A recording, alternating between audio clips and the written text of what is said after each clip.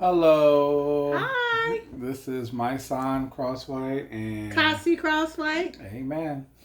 And we've been asked to answer this question. What's the question again?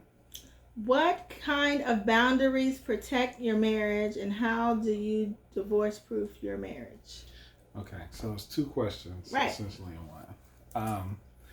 Boundaries. hmm Um, First, how long have we been married? we've been married for 22 Yes, years. since 1998.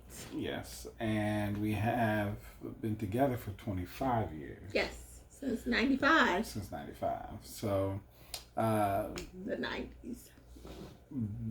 boundaries. I don't.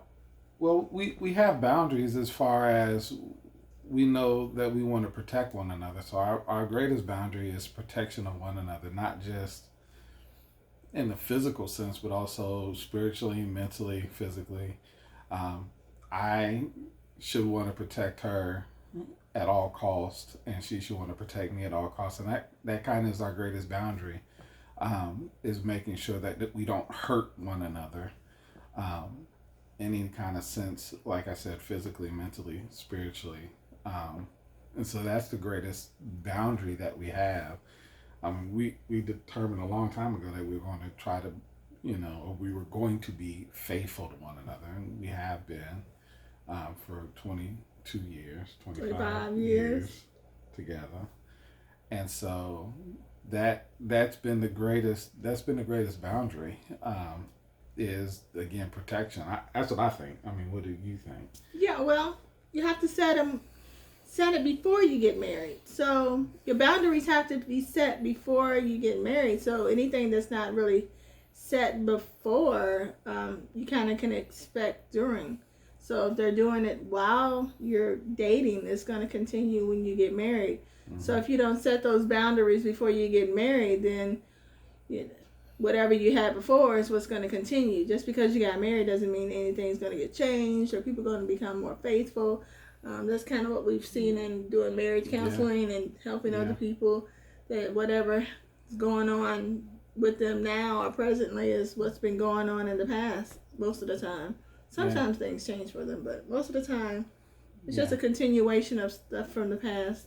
Yeah, and you really have to set those early in the relationship. You can't wait until you either get engaged or until you're married, because whatever is happening, like she said before, is going to continue into your marriage, and typically it will escalate or get worse. So yeah, boundaries, you have to set those real soon. You have to set those early in the relationship. What your expectations of somebody are, what are your, all of us have issues and problems and different pet peeves that we bring into relationships, but all of those are ancillary to what we consider boundaries, like infidelity, uh, abuse, neglect, all of those things. You have to set that early on. If you want to be treated well, the expectation is you treat me well now. Right. And you have to teach you not only have to teach you not only do you have to learn that yourself, but for us, we have to teach our children that, right, so that they know that they have to set boundaries on even people that they may get into relationships themselves as they going into teenager and adulthood.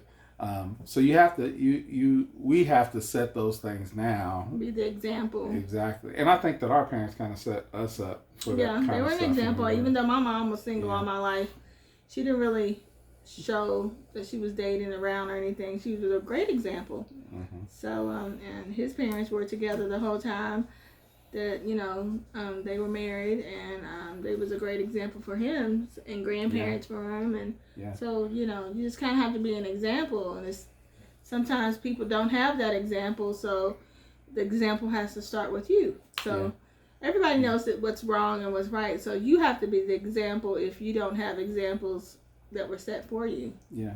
So our boundaries really are, to treat each other the best way we possibly can. no matter what, no matter what's happening, we try to treat each other the best we possibly can.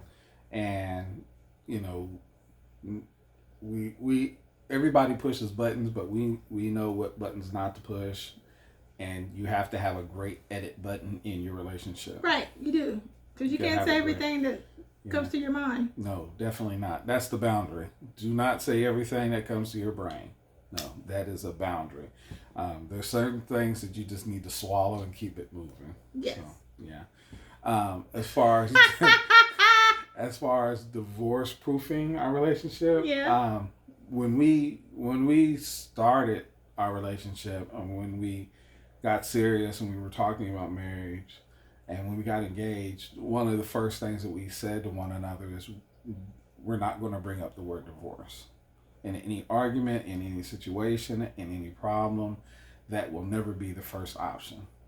We're not going to threaten it. We're not going to, you can do the divorce. No, we're not going to do that. And we determined we weren't going to speak of it. We weren't going to talk about it. That you know, and I understand that for some people that could just cause misery as they continue into a relationship that may be toxic.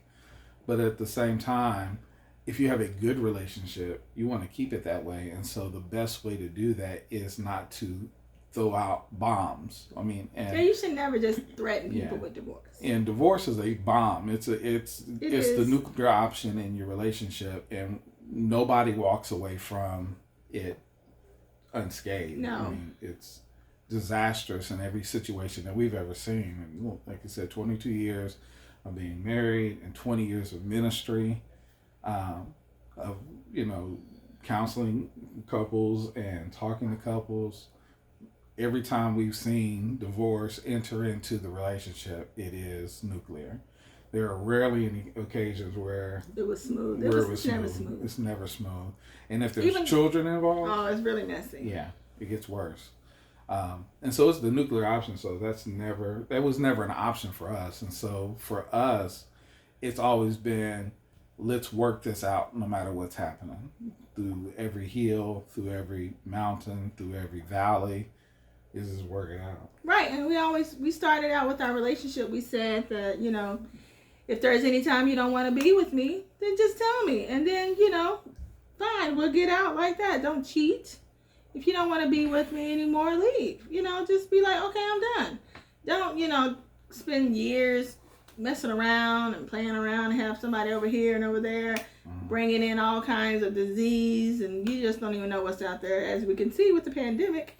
So you just never know what you're bringing home, and it's, you know, it could be toxic for everybody. So, you know, be faithful when you're married, and if you're not going to be faithful, then don't get married. You don't have to get married.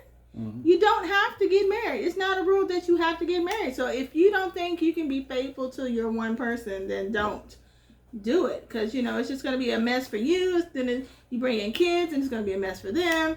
So just don't do it. You know, you have to commit. It's a commitment. You have to decide that you're going to be with this one person forever. And if you cannot make up your mind and decide, okay, this is the person I'm going to spend my forever with, then that's not something you want to consider. That's not the right person, or you're not ready, or they're not ready. Somebody's not ready, but just don't do it if you can't commit to the one person. Yeah, and because marriage is a covenant that you're making. We often, when you have religious ceremonies, you say it's between the couple and God, but you know, it's a covenant between two persons that, you know, we're going to, and you give your vows and you say, for better, for worse, in sickness and health, I'm going to love you forever. Right. And I'm not going to let anything come between us. And those should be taken seriously. I mean, it's a promise, it's a covenant that you're making with somebody else. And I mean, we've had good times, bad times, ugly times, but we worked it out. You have to communicate. You have to talk. That's the key right there, is communication. If you can't talk to each other, then you were done before you even got started. And there's moments where you don't want to talk. Yeah. There's moments where you go to bed and you just like miserable, and you'll be miserable for a couple of days. We're running out of our time. Oh, that we want to make sure we're under time, but communication, you got to talk, and you have to force yourself to talk, right? Because you don't always want to, and it's not going to be comfortable. It won't always be comfortable, but you should always try. All right. Well, I hope that was hopeful. And, you know, God bless y'all. See Thanks. y'all later.